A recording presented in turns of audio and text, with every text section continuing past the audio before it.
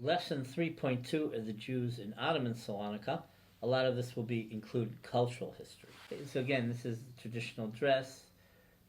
Jews in a very, very poor, simple environment. There's a book by Julia Phillips on the Jewish Voice. It's about the Betzalel Levi family. They were the editors of a daily newspaper called La Época in Judeo-Spanish from 1876 to 1912. There was an active Sephardic press during this period of modernization. Here's traditional dress of a woman. In 1839, you had the Ottoman reforms called the Tanzimat. There were reforms in 1856. They gave equality under law to the non-Muslim population. A Jew now could, or a Christian could testify against a Muslim. Previously, if a Jew walked past a Muslim, he had to bow his head. And so none of those laws existed anymore. Okay, so the Jew could make a synagogue taller than a mosque. So, for example, you could make a synagogue taller. The Beit Shaul Grand Synagogue was taller than many mosques. It was built in this period. Okay.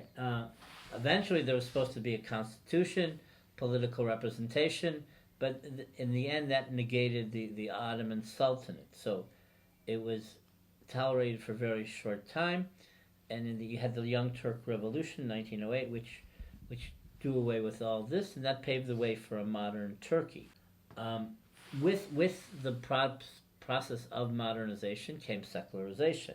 The Jews became less religious, less Sabbath observant.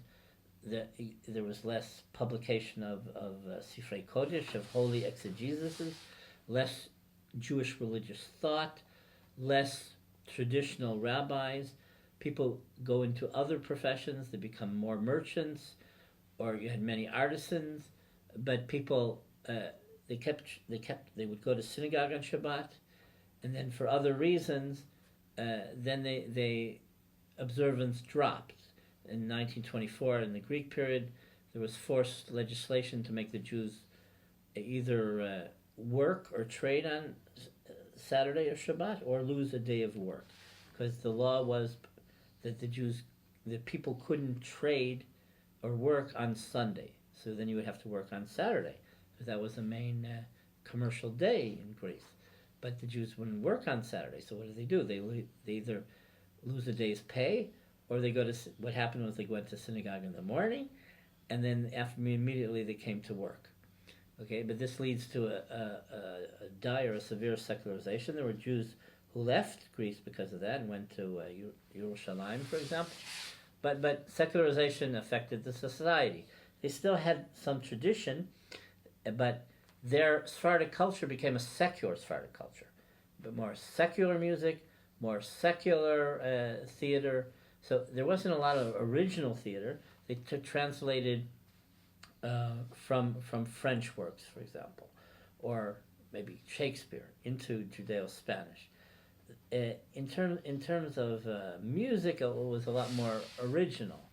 But for example, a popular play was Racine's Esther, translated with an adaptation and made into a musical in Judeo-Spanish. Okay, so you also had secular Sephardic Jewish composers, like there was a duo called Tzaddik and Gazoz. So they would make the music and the scores for a lot of the plays. Unfortunately, they died in Auschwitz. So many of these secularized Sephardic cultural icons died in Auschwitz. That's what the Nazis also wanted to destroy. Also, not just as part of general Jewish culture, they wanted to also destroy Sephardic culture. Again, so that's the Beit Shaul. Okay, it was much taller than it looks in the picture. And then, because of the 1917 fire, the Jews are refugees. They spread all over the city, but a lot in the outskirts.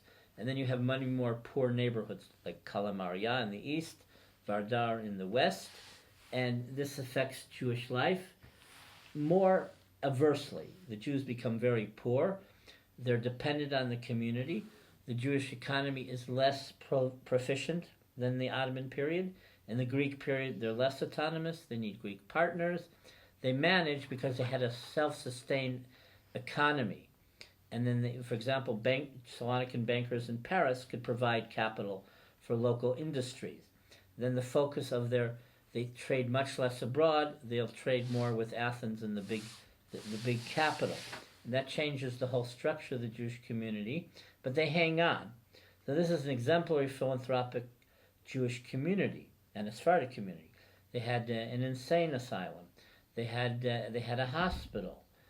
They had many orphanages and schools. They even had a whole building to entertain foreigners to come on Shabbat for what was called Hachnasat Orchim. Not just if you showed up and, okay, do you need a meal? It was an official thing. You could if you're a foreigner, if you came to collect money or just stop by or pass through, you could stay and pay and stay in like a very modest Jewish hotel, but it was a philanthropic project that it was actual Jewish charity that would help people, especially if they were refugees and they needed to be in Salonika for a period of time before going on to wherever they're going. So under Greek rule, that's the beginning of the end until the Holocaust. So I've explained in the other segments that the Jews suffered from the fire in 1917. They were pushed aside in the Electoral College. They went to the army, and eventually they became officers. They weren't just limited to be supply people, but there was a lot of legislation against the Jews because of these Asia Minor refugees. The Asia Minor refugees instigated the legislation that there couldn't be labor on Sunday. It was to underpin the Jewish economic dominance, and then from the local law it became a national law. So in Yanina, for example, in Western Greece, that really affected the community, and that's when they started making Aliyah to Jerusalem in the 1920s. They established part of the current Machane Yehuda market area. That Eitz Chaim Street is essentially a Romaniot idea. Eitz Chaim is a Romaniot synagogue name. So this is the beginning of the end. Then you have the Campbell riots, and in 31, and from 32 to 38, 15 to 18,000 Salonikans and other Greek Jews make Aliyah, essentially as tourists. The British wouldn't let them in certificates, or you got a certificate per family. So they would add in other people who weren't part of the family, and that's how people made Aliyah. Parallel to this, after the Depression, 1929, there was migration to France. 15,000 Salonican Jews also went to France, to Paris, Lyon, and Marseille, and they had this alliance in Jewish and French general education. And in Paris, they established their own enclaves, their own neighborhoods. So the 9th district was a middle-class Salonican and Sephardic district in Paris with their own synagogues. Galerie Lafayette was a Salonican department store. And but back in Greece, there's one jolt after another.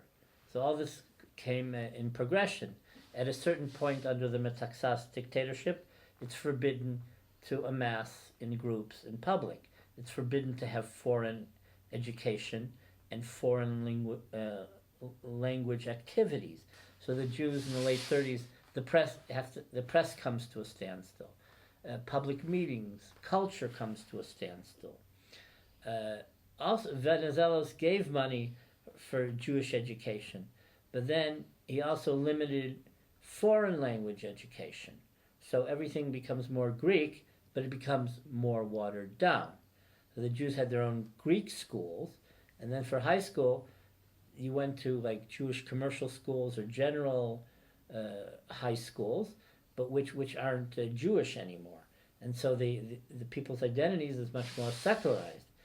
And so in the end, most of the people who believed in staying where they were staying put and being devoted and comfortable and where they grow up, died in the Holocaust. They were victims of that comfort and being of the notion that this is their city, they're in control, they're a big population, they've been there for hundreds of years, and it was temporary.